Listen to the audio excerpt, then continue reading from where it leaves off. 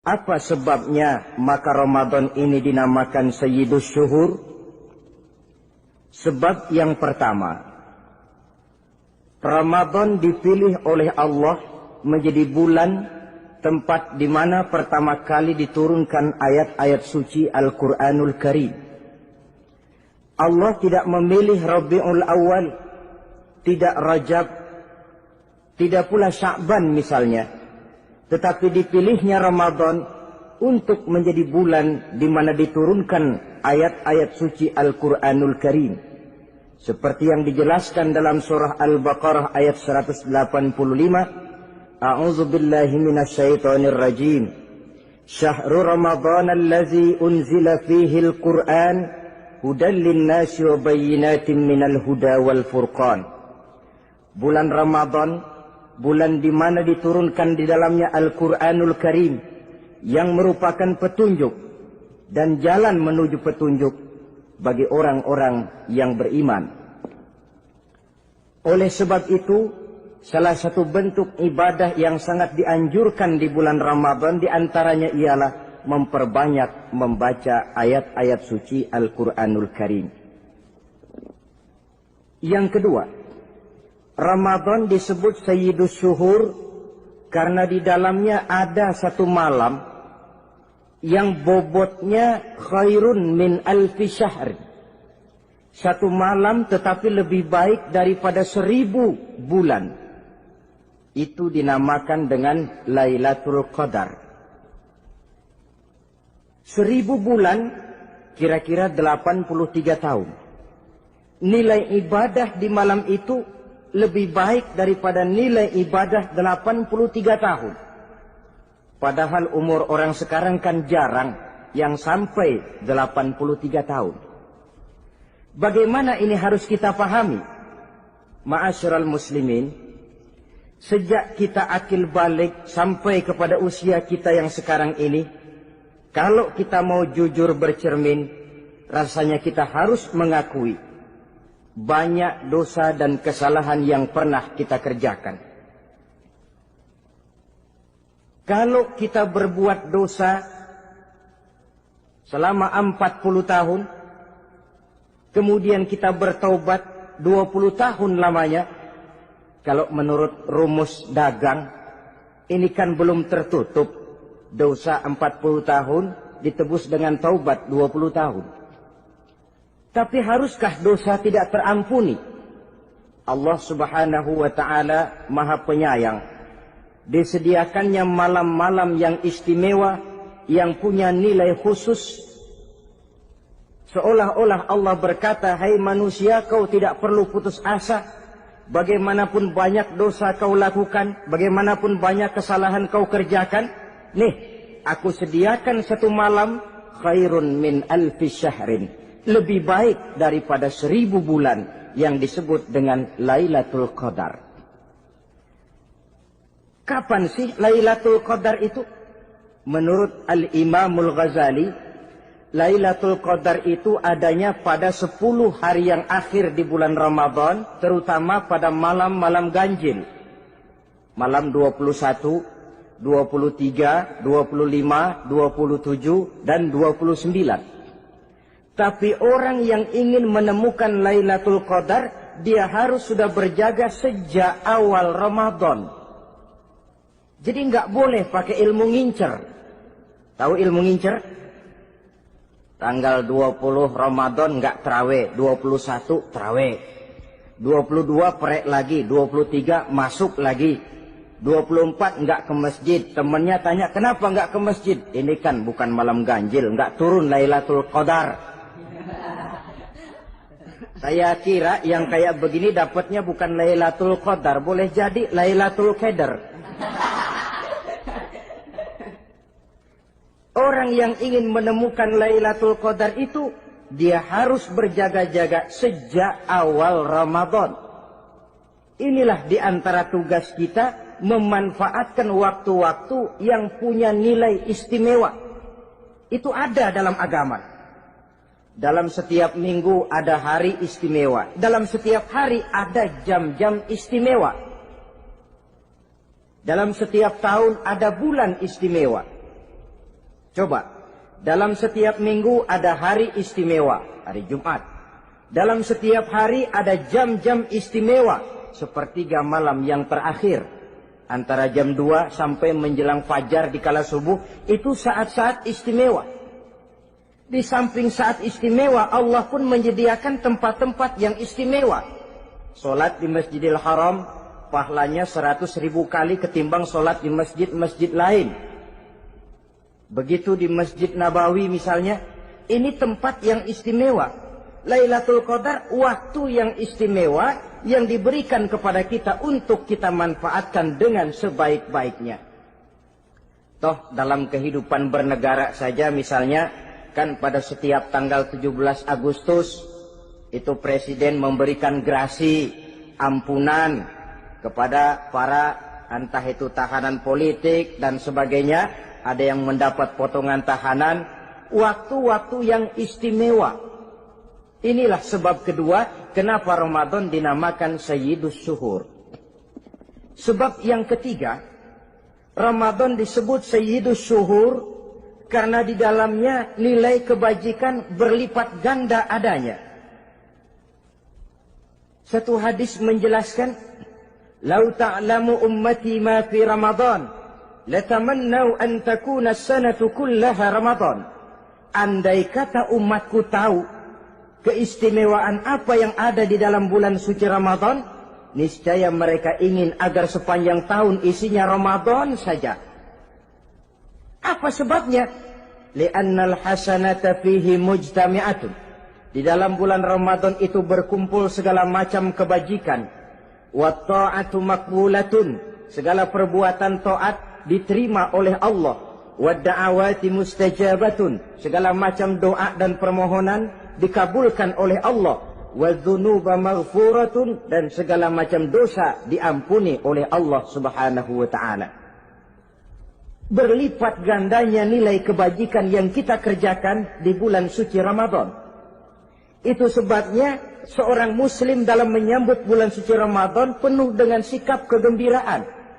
Kata baginda Nabi, "Man fariha bidukhuli Ramadan, haramallahu jasadahu 'alan niran." Siapa orang yang gembira dengan datangnya bulan suci Ramadan, Allah haramkan badannya dari api neraka. Gembira menyambut Ramadan artinya bagaimana? Apa Ramadan datang terus bakar petasan? Bukan. Pukul beduk? Bukan. Apa gunanya pukul beduk kalau nggak puasa?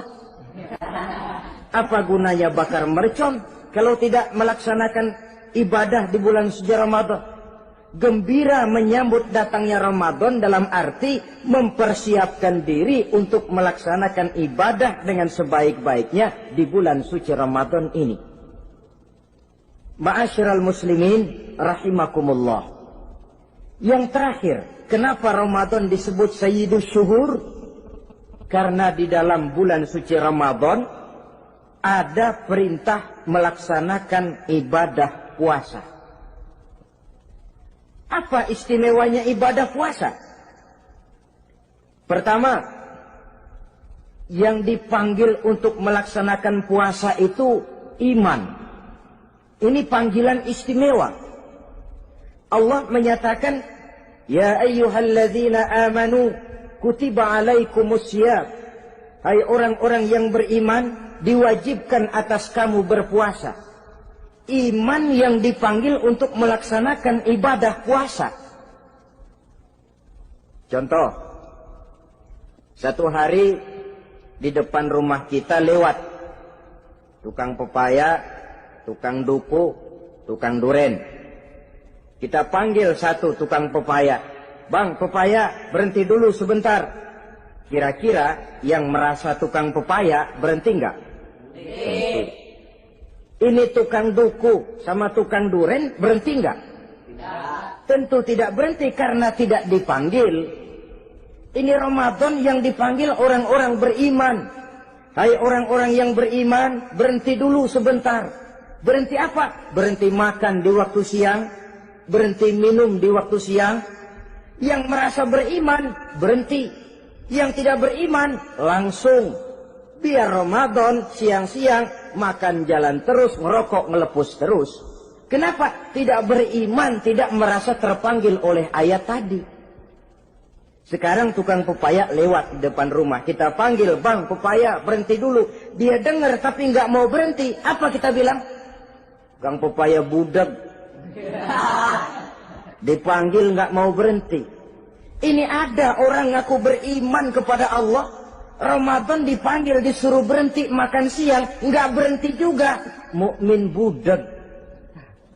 Disuruh berhenti minum di waktu siang, nggak berhenti juga, mukmin budak.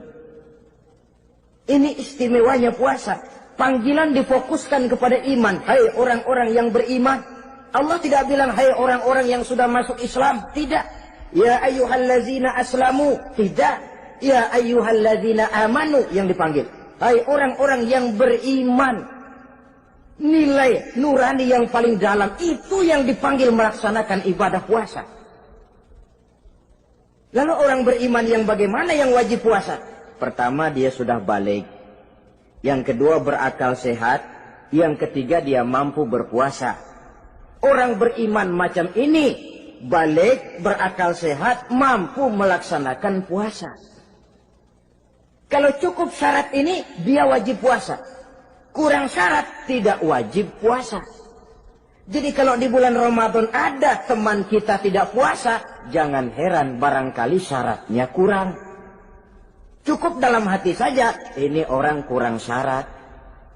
Makanya nggak puasa. Pak, itu teman saya kok nggak puasa? Nggak puasa, nggak puasa. Dia bukan orang beriman kali ah. Orang yang tidak beriman itu tidak wajib puasa. Beriman kok Pak. Iman, tapi nggak puasa, nggak puasa. Belum balik kali ah, belum balik, cuma badan doang gede, bongsor kali itu, belum balik. Sudah kok Pak, sudah balik, sudah. Tapi nggak puasa, enggak. Gila kali dia ah, gila kali sebab orang yang tidak berakal itu tidak wajib puasa. Waras Pak, dia tidak gila. Tidak. Barangkali dia tidak mampu melaksanakan puasa karena terkena uzur syar'i. Ini keistimewaan puasa yang pertama yang dipanggil melaksanakannya iman. Keistimewaan yang kedua, oleh karena yang dipanggil iman, maka puasa dinamakan ibadah sirriyah. Ibadah rahasia. Kalau kita sembahyang, orang lihat. Kan? Lihat enggak? Lihat. Kita bayar zakat, orang tahu. Kita pergi haji, apalagi pergi haji, sekampung nganterin. Tapi kita puasa atau tidak puasa, yang tahu kan cuma kita dan Allah saja. Pura-pura sedekah, nggak bisa.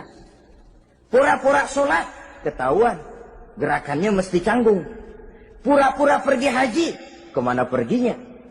Tapi pura-pura puasa, gampang. Namanya ibadah sirriyah.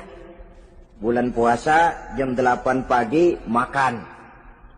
Keluar rumah, bibir lap yang kering. Jalan lemesin dikit. Ada angin, belaga miring. Temennya tanya, lo lemes amat, gue lagi puasa nih. Orang lain bisa dibohongi. Sebab puasa memang merupakan ibadah sirriyah yang tahu cuma kita dan Allah saja. Karena dia ibadah rahasia, puasa ini sulit terkena penyakit riya. Ibadah yang lain karena kelihatan orang, gampang kena penyakit riya, to show only. Sholat, karena kelihatan orang, gampang kena penyakit riya. Karena saya jadi imam, misalnya, di belakang saya lihat ada mertua, wah, saya bikinlah sembahyang saya mantap-mantap. Pakai serban, pakai siwak. Bahasanya saya paseh-pasehin. Kayak orang 16 tahun di Mekah. Wah, ufoli, warwal, maghribi, salasa raka'atin. Allahu Akbar. Surahnya saya cari yang panjang-panjang. Paling pendek sabihis sama wadduha. Akibat apa itu? Riya, di belakang ada calon mertua. Tapi kalau sholat sendirian dalam kamar, boro-boro pakai serban dan siwak, kadang-kadang kaos kutang saja cukup. Surahnya jangan sabih sampai wadduha, langganannya inna a'toinakal kautsar sama qul huwallahu ahad. Karena sholat terlihat orang, mudah kena penyakit riya. Sedekah pun begitu. Mulanya niatnya cuma mau sedekah 5.000. Karena ada orang yang disedekahani, naik 10.000. Yang 5.000 sudah karena orang. Jadi ibadah yang lain itu mudah terkena riya, tapi juga mudah dinilai orang. Kita bisa saja bilang, itu orang sholatnya khusyuk ya. Kenapa? Kelihatan dari gerakannya. Itu orang hajinya mabrur ya. Kenapa? Kelihatan dari tingkah lakunya setelah pulang haji. Itu orang sedekahnya berani ya. Kenapa? Ketahuan dari jumlahnya. Ibadah yang lain bisa dinilai, tapi puasa nggak bisa dinilai. Itu orang puasanya mantap bener ya. Kenapa? Beludak melulu. Itu bukan ukuran. Itulah sebabnya dia dinamakan ibadah sirriyah, ibadah yang abstrak, yang tahu cuma si pelaksana dan Allah saja. Ini keistimewaan puasa yang kedua. Yang ketiga, saudara-saudara, kalau ibadah-ibadah yang lain, ganjaran pahalanya itu dijelaskan oleh Allah. Sedekah kalau ikhlas pahalanya begini. Haji kalau mabrur pahalanya ini. Sembahyang berjamaah pahalanya ini. Untuk puasa tidak. Puasa Allah cuma bilang, as-siyamu li wa ana ajzi bihi. Puasa adalah untukku, aku yang akan membalasnya. Berapa besar balasannya tidak dijelaskan oleh Allah. Apa artinya ini? Kalau saudara kerja, mandor bilang, sampean kerja sama saya, gaji 1 hari 5.000. Ketahuan kan, sehari 5.000. Kita bisa kong kalingkong, ada mandor rajin, nggak ada mandor kendor. Pokoknya sehari 5.000. Tapi kalau mandor cuma bilang, kau kerja sama aku, soal gajimu nanti aku yang atur. Tidak dijelaskan berapanya, nanti aku yang atur. Ini kan mestinya kita kerja hati-hati. Sebab apa?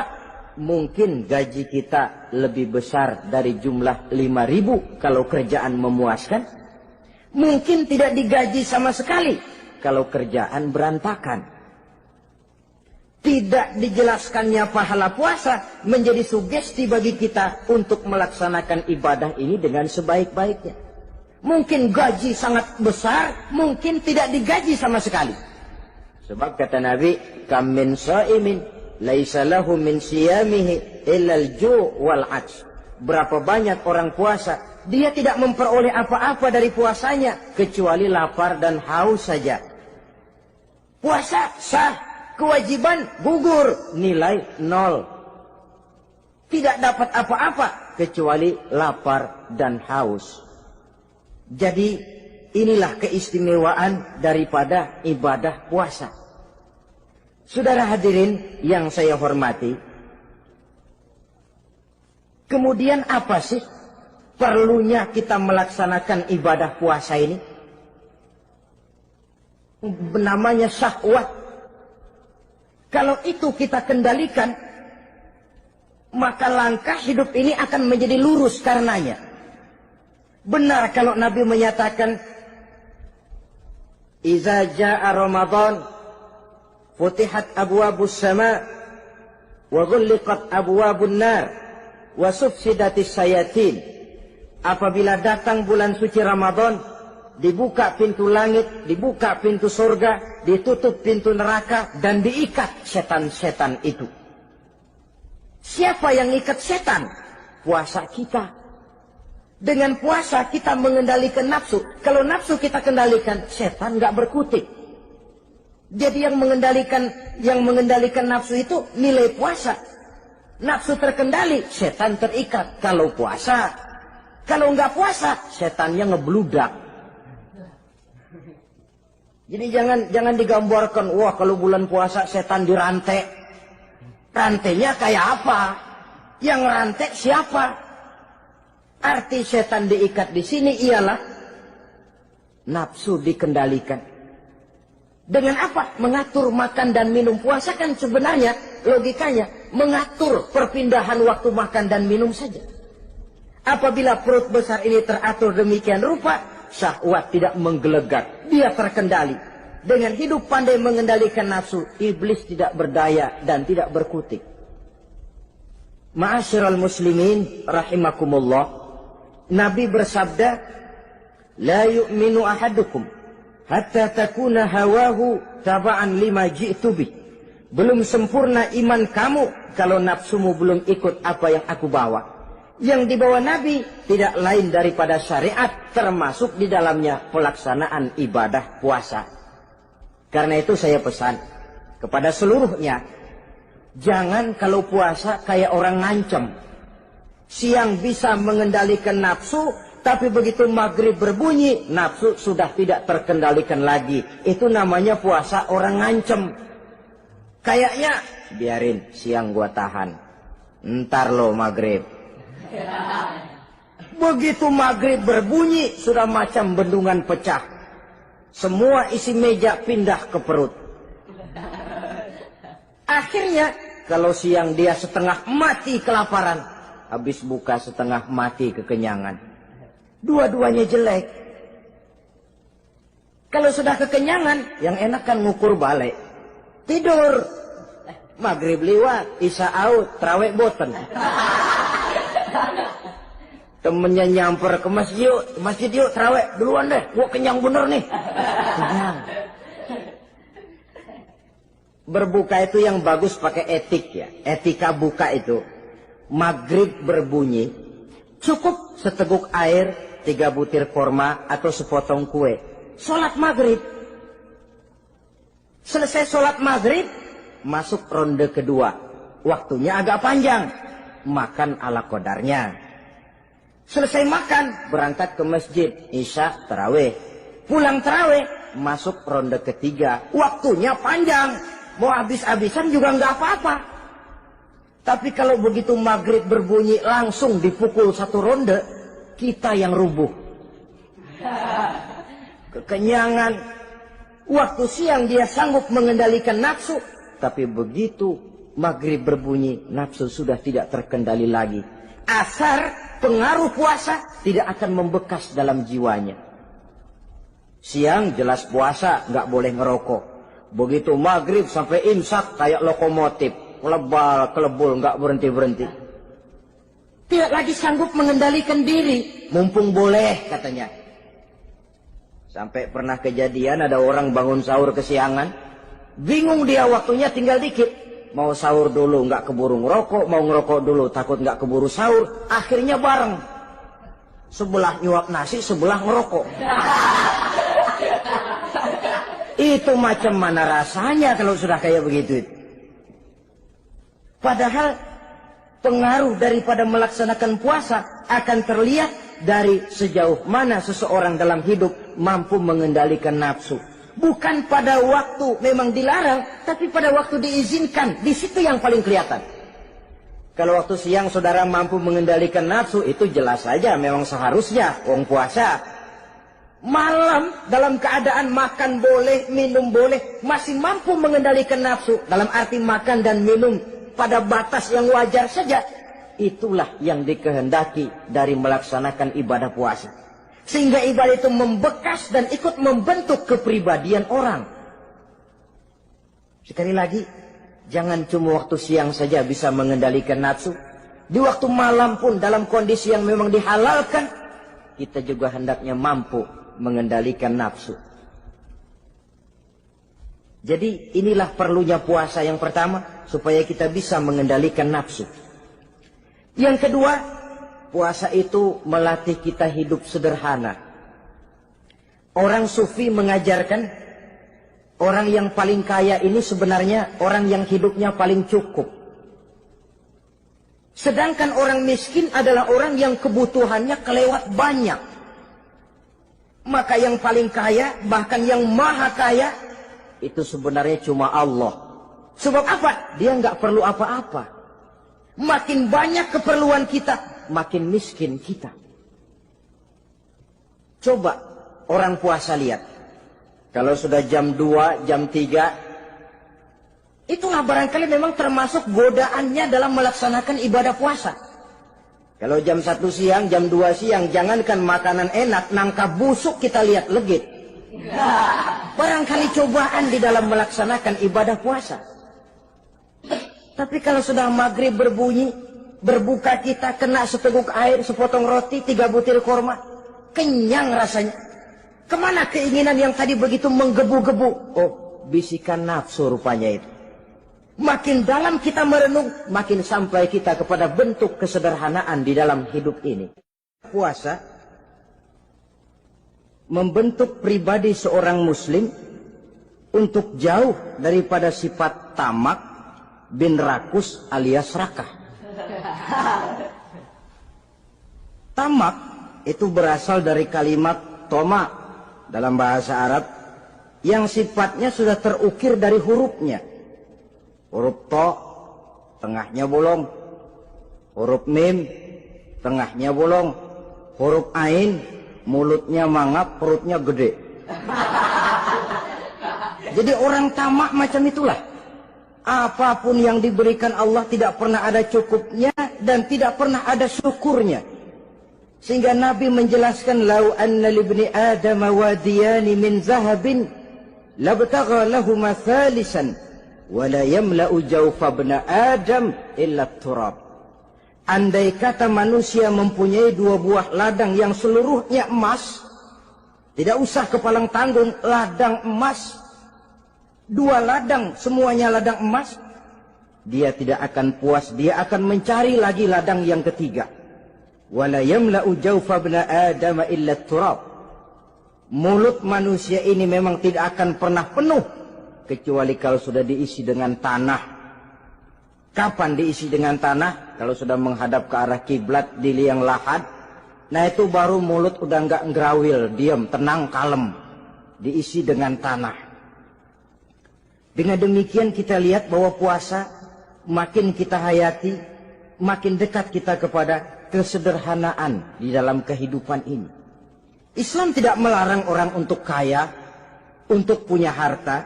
Yang dilarang ialah sifat rakus, serakah, dan tamak. Karena ini akan membuat orang melakukan segala macam cara, ingkar kepada nikmat Allah, tidak pandai bersyukur, pandangan matanya selalu diarahkan ke atas. Dikala hidupnya sudah serba cukup, dia masih merasa kurang. Sebab itu dia selalu kurang. Dia sudah kaya tapi masih merasa miskin saja, maka hidupnya pun miskin terus. Saudara-saudara ma'asyiral muslimin, ini hikmah yang kedua kenapa kita perlu puasa. Yang ketiga, puasa itu melatih kita cinta kepada fakir miskin, orang-orang yang tidak mampu, yang memerlukan pertolongan. Bagaimana caranya? Dunia pendidikan berkata bahwa pendidikan akan lebih berhasil kalau bersifat audiovisual. Mengajar anak berenang, bawa ke kolam. Mengajar anak naik sepeda, berikan sepedanya. Mengajar orang cinta fakir miskin, rasakan apa yang dirasakan oleh fakir miskin. Apa itu? Lapar, haus. Kan nggak bisa ngajarin anak berenang teori saja. Ke kolam nggak pernah. Teori hafal luar kepala. Gaya dada begini, gaya 200 meter begini, gaya kupu-kupu begini, gaya bebas begini.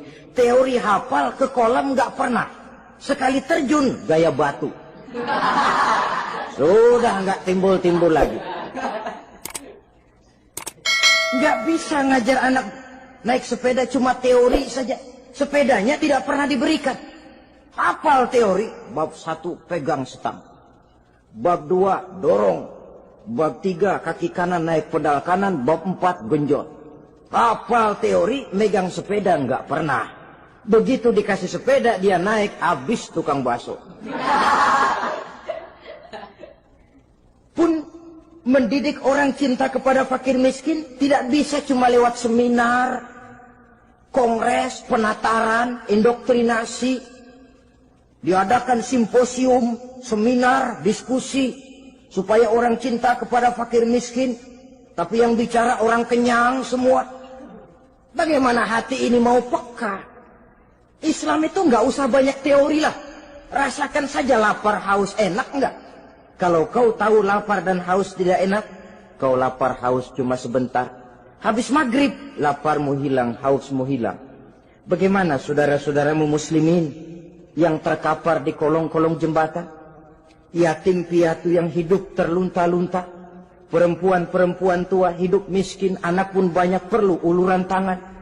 Lapangan kerja sulit, persaingan hidup makin tajam, meringkuk mereka di sudut-sudut kehidupan. Beratap langit, beralas bumi, tanpa tahu kapan hidup dan nasibnya akan berubah. Di situ pekaklah hati untuk hidup tidak cuma buat kepentingan diri dan perut sendiri saja, tapi mampu memberikan pertolongan sesuai dengan kemampuan kepada mereka yang memang memerlukan.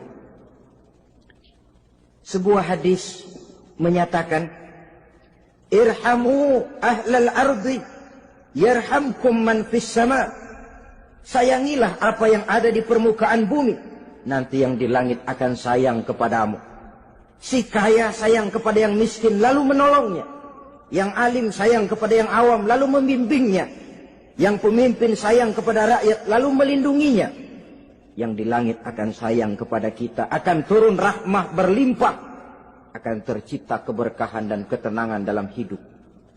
Tapi kalau sebaliknya, yang kaya malah nyantap yang miskin, yang pemimpin malah menggilas yang rakyat, yang alim malah membodoh-bodohi orang yang memang sudah bodoh, akan terwujudlah malapetaka.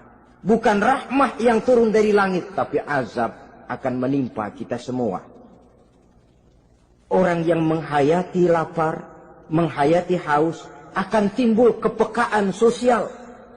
Hidup tidak cuma untuk diri sendiri saja, tapi mampu melihat lingkungannya. Yang keempat, kita perlu puasa untuk menumbuhkan sifat jujur dan disiplin.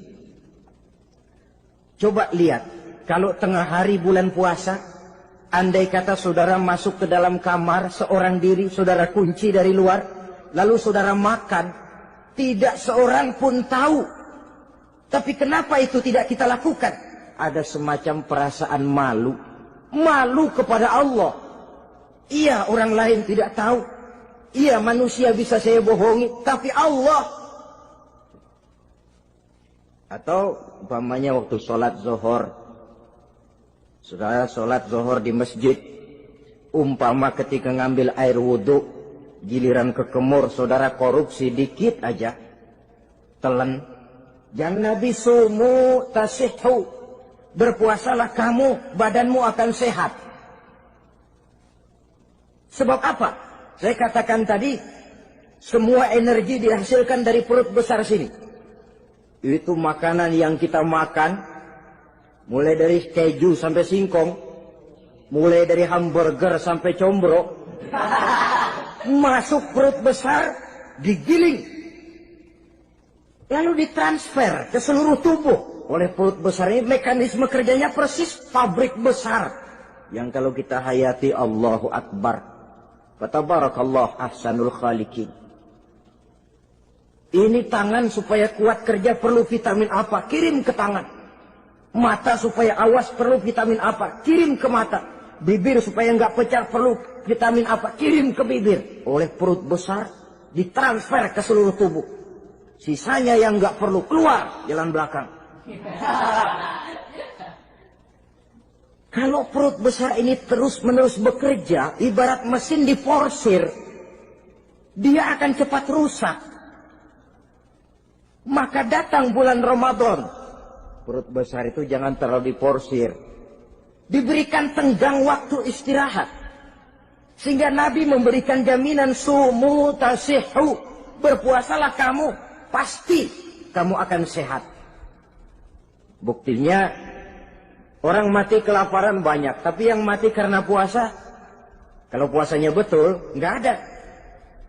Maka Islam itu agama yang sesuai dengan fitrah, ya. Buktinya apa? Puasa wisol itu bukan saja tidak boleh, tapi haram. Puasa wisol artinya puasa nyambung. Dari pagi sampai maghrib, sampai malam, sampai besok pagi lagi terus-terusan puasa, haram. Karena itu bertentangan dengan fitrah. Islam tidak, cukup dari waktu imsak sampai datang waktu maghrib. Kenapa? Menurut perhitungan itu sesuai dengan daya kemampuan maksimal manusia. Sudah diukur itu. Allah yang bikin manusia kok. Jadi kalau Allah perintah puasa, itu sudah dalam kemampuan daya tampung dari kapasitas yang dimiliki manusia. Orang mati kelaparan banyak, yang mati karena puasa nggak ada. Belum pernah saya dengar ada warta berita, sari berita-berita penting dalam sejarah ini, gara-gara bulan puasa orang Islam pada mati. Nggak ada. Yang mati kelaparan banyak, tapi yang mati karena puasa tidak ada. Nabi menjamin sumu tasihu, berpuasalah kamu, pasti badanmu akan sehat. Ma'asyiral muslimin, kalau sudah tahu kita apa perlunya kita berpuasa, pembicaraan akan saya lanjutkan bagaimana seharusnya kita puasa. Puasa yang ideal itu yang bagaimana? Al-Imamul Ghazali menjelaskan, orang yang puasa itu ada 3 macam. Pertama, saumul awam, puasanya orang kebanyakan. Orang macam ini merasa sudah puasa asal tidak makan, tidak minum, puasa sudah. Pokoknya tidak makan, tidak minum, itulah puasa. Ini puasanya orang awam. Matanya tidak pernah puasa, kupingnya tidak puasa, kakinya tidak puasa, tangannya tidak puasa. Ini puasa orang awam, kebanyakan. Hasilnya tidak mustahil seperti yang dikatakan Nabi tadi. Berapa banyak orang puasa tidak mendapat apa-apa dari puasanya kecuali lapar dan haus. Puasa sah, kewajiban gugur, nilai 0. Kan rugi ibadah semacam itu. Sebab jangan lupa, yang membatalkan itu kan 2. Ada yang membatalkan pahala puasa, ada yang membatalkan puasa. Bedanya apa? Kalau puasa batal, pahala jelas batal. Tapi kalau pahala yang batal, puasanya mungkin sah. Kewajibannya gugur, tapi pahala tidak ada. Kalau yang membatalkan puasa sih umumnya kita bisa jaga itu. Sebab apa? Masalahnya konkret, kelihatan. Apa yang membatalkan puasa? Misalnya makan dan minum yang disengaja walaupun sedikit. Batal. Sedikit tapi sengaja tidak mengenyangkan, batal. Mamanya pentol korek yang kecil itu. Sengaja telan waktu puasa, batal. Kan sedikit pak, nggak kenyang kok. Sengaja itu yang bikin batal. Tapi kalau tidak sengaja seperti lupa, itu tidak batal. Misalnya hari pertama puasa, di sembahyang subuh tidur, bangun jam 8, lupa kebiasaan, langsung aja nyerbu ke dapur. Dapat sepiring setengah, ingat, astagfirullah, lagi puasa, betul. Setelah ingat bagaimana? Yang masih ada di mulut keluarkan, berkemur, lanjutkan puasanya, sah. Perkara sepiring setengah yang udah kadang masuk bagaimana pak? Itu rezeki. Lawang orang lupa. Lupa itu kan jenis yang ma'fu anhu. Jenis yang dimaafkan. Makan dan minum yang disengaja walaupun sedikit. Batal. Batal puasanya. Apalagi muntah yang disengaja, batal puasa. Ukuran sengaja kan kita tahu. Apalagi hilang akal, seperti gila atau pingsan, batal puasa. Apalagi hubungan suami istri di waktu siang secara sengaja, batal. Kalau sengaja, kalau nggak sengaja, enggak. Namanya nggak sengaja. Umpamanya, saya nggak sengaja pak, tahu-tahu udah nyampe situ, gimana?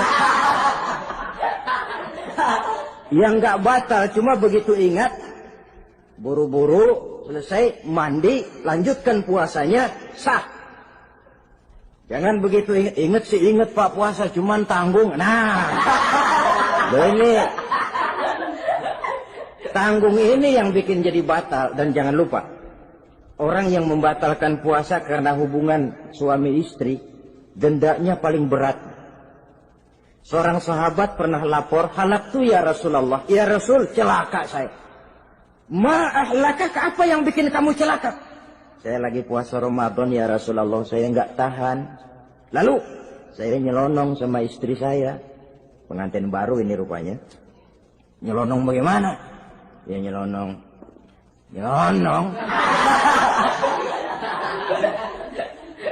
Melanggar dia, tapi jujur. Lapor. Kata Rasul, ya sudah bayar dendanya. Dendanya apa ya Rasulullah? Bebaskan budak. Aduh, saya nggak punya budak ya Rasulullah. Tidak punya? Tidak punya. Puasa 2 bulan berturut-turut. Tidak boleh diselang-seling. Syahraini mutatabi'aini. 2 bulan berturut-turut. Tidak boleh diselang-seling. Gimana? Sanggup puasa 2 bulan berturut-turut? Enggak kuat ya Rasulullah. Enggak kuat? Enggak kuat. Ramadan yang sebulan aja saya nyelonong. Apalagi 2 bulan. Kalau kau tidak kuat juga, beri makan 60 fakir miskin. 1 orang 1 mod. Ya Rasulullah. Apalagi? Jangan memberi makan 60 fakir miskin. Orang istri saya di rumah sehari masak 3 hari libur. Saya orang susah ya Rasulullah. Saya pikir lagian ya orang kebangetan juga. Sudah melarat sama larangan berani. Rasul masuk ke dalam kamar, keluar kembali bawa sekeranjang kecil kurma. Kalau kau tidak punya apa-apa, bawa pulang ini. Sedekahkan kepada orang-orang miskin di kampungmu sebagai pembayar dendamu. Ya Rasulullah. Apalagi? Di kampung saya itu yang paling miskin saya. Waduh, rusak bener ini orang. Apa marah Rasul? Beliau malah senyum. Ya sudah, kalau memang yang paling miskin kamu, bawa pulang saja itu kurma, beri makan anak istrimu di rumah. Orang ini udah melanggar larangan, dapat kurma lagi. Yang kedua, watak hukum Islam itu elastis, fleksibel, tidak kaku. Tidak kalau sudah begitu ya mesti begitu, itu tidak. Yang sering kaku kan kitanya umat Islam di dalam memahami Islam. Saudara hadirin yang saya hormati, yang tidak boleh itu pun di waktu siang. Kalau malam sejak maghrib sampai sebelum imsak, pada awal perintah puasa tidak boleh. Tapi ternyata banyak juga yang nyerempet-nyerempet. Sampai Allah turunkan, uhilla lakum lailatas siyami arrafasu ila nisaikum. Dihalalkan bagi kamu pada malam puasa bergaul dengan istrimu. Jadi barangkali di antara pendengar ini ada yang pengantin baru, tolong sabarlah di waktu siang. Tunggu maghrib berbunyi. Kalau sudah maghrib habis buka, mau buka lagi juga nggak apa-apa. Terserah saja. Ini yang membatalkan puasa. Yang kita sulit mengontrol, yang membatalkan pahalanya. Apa misalnya?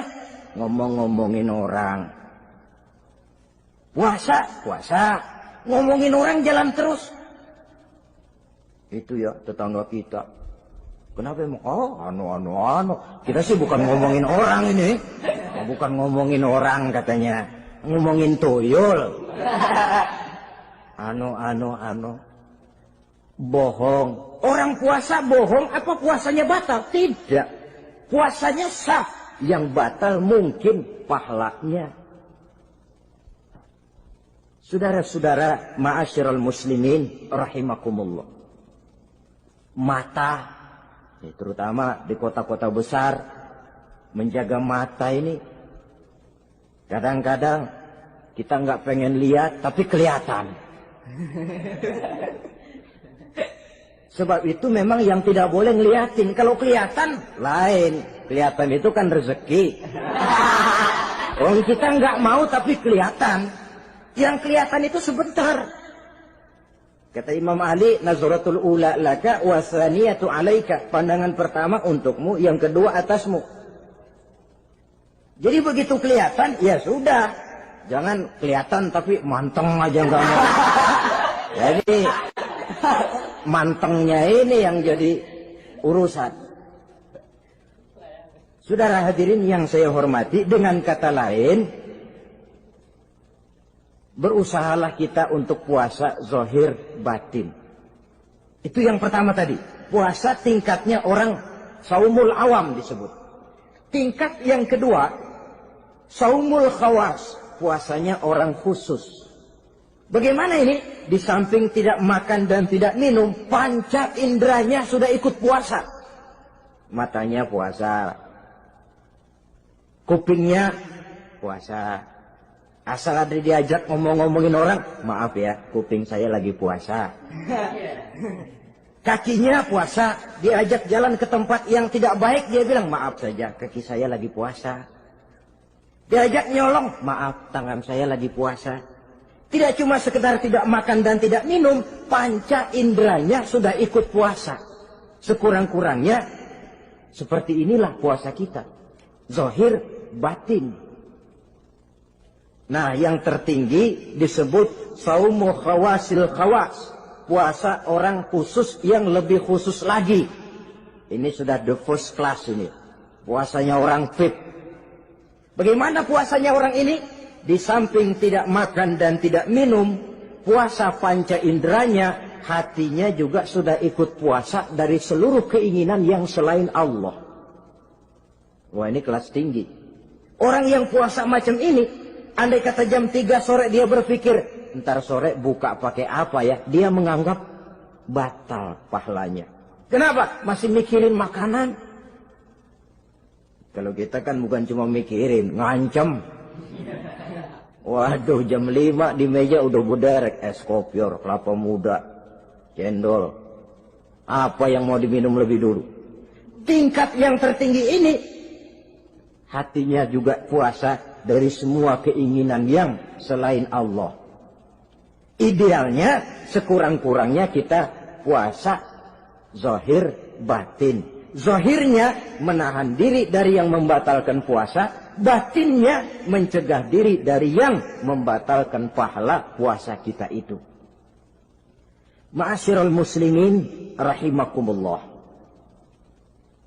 Terakhir, Rasulullah sallallahu alaihi wasallam membagi bulan Ramadan itu menjadi 3 bagian.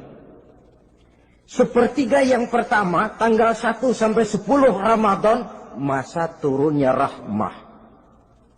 Turunnya kasih sayang Allah. Kalau istilah sepak bola, tanggal 1 sampai 10 Ramadan ini disebut babak semifinal. Babak penyisihan. Sepak bola itu kalau baru tingkat babak penyisihan, pesertanya banyak. Seluruh kesebelasan turun bertanding. Babak penyisihan. Ramadan tanggal 1 sampai 10 babak penyisihan, putaran pertama. Pasaran puasa rame. Masjid musola full house. Meledak, tidak sanggup menampung jamaah yang tarawih itu. Yang tadarus meriah. Kenapa? Maklum babak penyisihan, seluruh kesebelasan turun bertanding. Tanggal 1 sampai tanggal 10 Ramadan.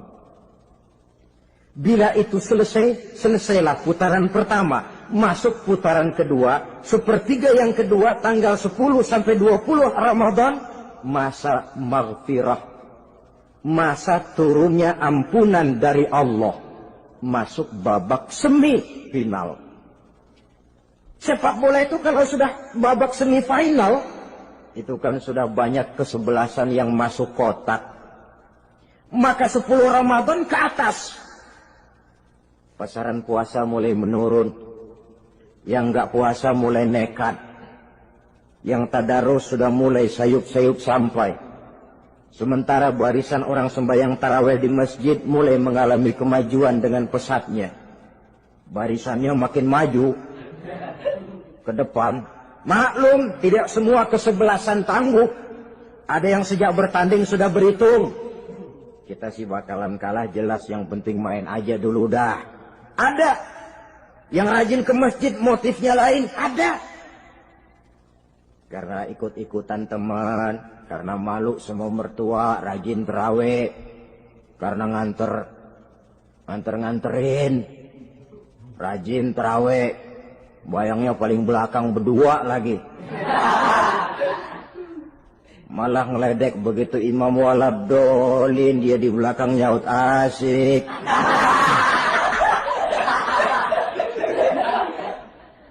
Yang kayak begini ini sudah nggak bakal tahan lama.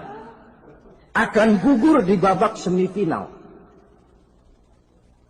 Puncaknya, putaran terakhir, tanggal 20 sampai akhir Ramadan, masa itkun minan nar, masa pembebasan dari api neraka. Masuk babak final. Kalau sudah babak final, ya pesertanya nggak banyak sudah. Ramadan tanggal 20 ke atas babak final. Pesertanya nggak banyak. Sebab apa? 20 Ramadan ke atas pikiran orang sudah bercabang itu. Yang punya kampung sudah siap-siap mau pulang mudik. Lebaran di buah kampung. Puasa kayak enggak, yang penting pokoknya lebaran.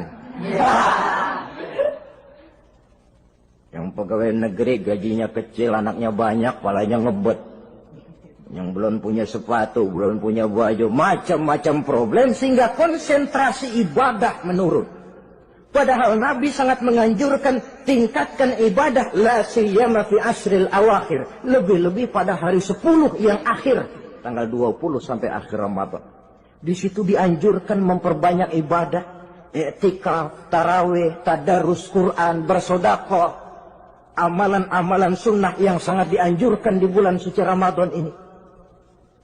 Nah, mereka yang keluar sebagai finalis Ramadan, Allah Subhanahu wa ta'ala berkenan memberikan piagam penghargaan. Di atas piagam itu tertulis dengan nyata, ghufira lahu ma taqaddama min zambihi. Pemegang piagam ini dinyatakan keluar sebagai finalis Ramadan. Kepadanya diberikan penghargaan dengan jaminan ampun terhadap seluruh dosa yang pernah dia kerjakan. Sehingga dia keluar Ramadan, masuk 1 Syawal, seperti bayi baru dilahirkan oleh ibunya. Bersih tanpa dosa, karena sudah dibersihkan oleh ibadah Ramadan. Sehingga masuk Syawal, dia rayakan Idul Fitri, dia pantas mengucapkan minal aidin wal faizin. Minal aidin artinya, semoga kita termasuk orang yang kembali. Kembali kemana? Kembali kepada fitrah. Seperti bayi baru dilahirkan oleh ibunya. Tidak punya dosa kepada Allah, karena sudah dibersihkan oleh ibadah Ramadan. Ini orang yang finalis. Puasanya betul, tarawihnya betul, pantas mengucapkan minal aidin. Dan kalau tarawih cuma 2 malam, puasa 3 hari. Lebaran paling rajin, mas minal aidin ya, minal aidin. Nggak tahu diri lu. Minal aidin dari mana?